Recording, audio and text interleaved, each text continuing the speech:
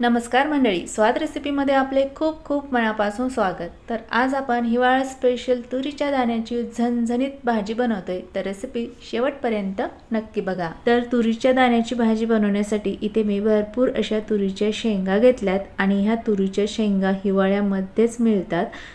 तर या ठिकाणी आपल्याला या तुरीच्या शेंगांमधले आपल्याला तुरीचे दाणे या पद्धतीने सोलून घ्यायचे। तर इथे मी वाटी भरून तुरीचे दाणे सोलून घेतलेले आहे। त्यानंतर आपल्याला गॅसवर कढई ठेवायची आणि कढईमध्ये 6 ते 7 हिरव्या मिरच्या टाकायच्या। हिरव्या मिरच्या भाजण्यासाठी यामध्ये थोडंसं तेल टाकायचं। मिरच्या 2 मिनिटं भाजून घ्यायच्या। 2 मिनिटांनंतर यामध्ये आपल्याला 8 ते 10 लसणाच्या पाकळ्या टाकून घ्यायच्यात आणि यामध्ये 2 काळी मिरी टाकून घ्यायची। काळी मिरीचा फ्लेवर या तुरीच्या दाण्याच्या भाजीमध्ये खूप छान लागतो। त्यानंतर परत आपल्याला हिरवी मिरची, लसूण आणि काळी मिरी 2 ते 3 मिनिटं भाजून घ्यायचे। तर बघा भाजून झालेले आहेत। भाजल्यानंतर एका प्लेटमध्ये काढून घ्यायचे आणि शिल्लक राहिलेल्या तेलामध्ये तुरीचे दाणे टाकायचे आणि तुरीचे दाणे सतत चमच्याने हलवत 3 ते 4 मिनिटं भाजून घ्यायचे आहे। तर इथे तुरीचे दाणे सुद्धा भाजून झालेले आहे। आता भाजलेले तुरीचे दाणे सुद्धा प्लेटमध्ये काढून घ्यायचे आणि भाजलेले तुरीचे दाणे पूर्णपणे थंड करून घ्यायचे। तरी ते भाजलेले सर्व साहित्य मी थंड करून घेतलं। थंड झाल्यानंतर आपल्याला सर्व साहित्य मिक्सरच्या भांड्यामध्ये टाकून घ्यायचे। त्यानंतर यामध्ये भाजीच्या आकाराने 1 चमचाभर मीठ टाकायचे। त्याचबरोबर यामध्ये थोडासा कोथिंबीर टाकायचा। त्यानंतर यामध्ये पाणी टाकायचं आणि सर्व साहित्य ग्राइंड करून घ्यायचं आहे। तरी ते मी ग्राइंड करून घेतलेलं आहे आणि ग्राइंड केलेलं साहित्य तुम्ही बघू शकता, खूप बारीक नाही, असं दाणेदार ग्राइंड करून घ्यायचे म्हणजे याची भाजी छान तयार होते। तर आता हे ग्राइंड केलेलं मिश्रण एका भांड्यामध्ये काढून घ्यायचे आणि भांड्याला लागलेलं मिश्रण काढण्यासाठी यामध्ये थोडंसं पाणी घालायचे आणि पाणी टाकून आपल्याला भांड्याला लागलेलं मिश्रण या भांड्यामध्ये काढून घ्यायचे। त्यानंतर या भांड्यामध्ये आपल्याला 1.5 ग्लास इतकं पाणी टाकून घ्यायचं। पाणी टाकल्यानंतर सर्व साहित्य एकजीव करून घ्यायचे।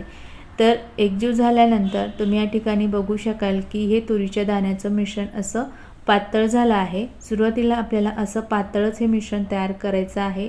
भाजी तयार झाल्यानंतर हे मिश्रण छान घट्ट होतं। त्यानंतर कढईमध्ये 3 ते 4 चमचे तेल गरम करून घेतले।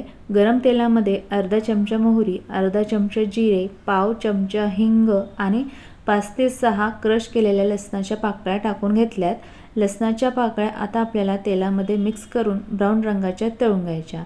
ब्राऊन रंगाच्या तळून झाल्यानंतर यामध्ये पाव चमचा हळद आणि थोडासा कट केलेला कोथिंबीर टाकून घ्यायचा आहे। फोडणी मिक्स करून घ्यायची आणि त्यानंतर तयार केलेलं तुरीच्या दाण्याचं मिश्रण टाकून घ्यायचे आणि लगेच या कढईवरती 2 मिनिटांसाठी असं झाकण ठेवायचे, म्हणजे आपल्या फोडणीचा वास या भाजीला छान लागला जातो।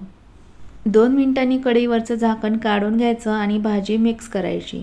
तरी ते बघू शकता भाजीला छान असा रंग आलाय आणि मस्त भाजीचा वास सुद्धा सुटलेला आहे आणि आपण ग्राइंड करत असतानाच मीठ वापरलेलं आहे, त्यामुळे या भाजीमध्ये परत मीठ वापरण्याची गरज नाही।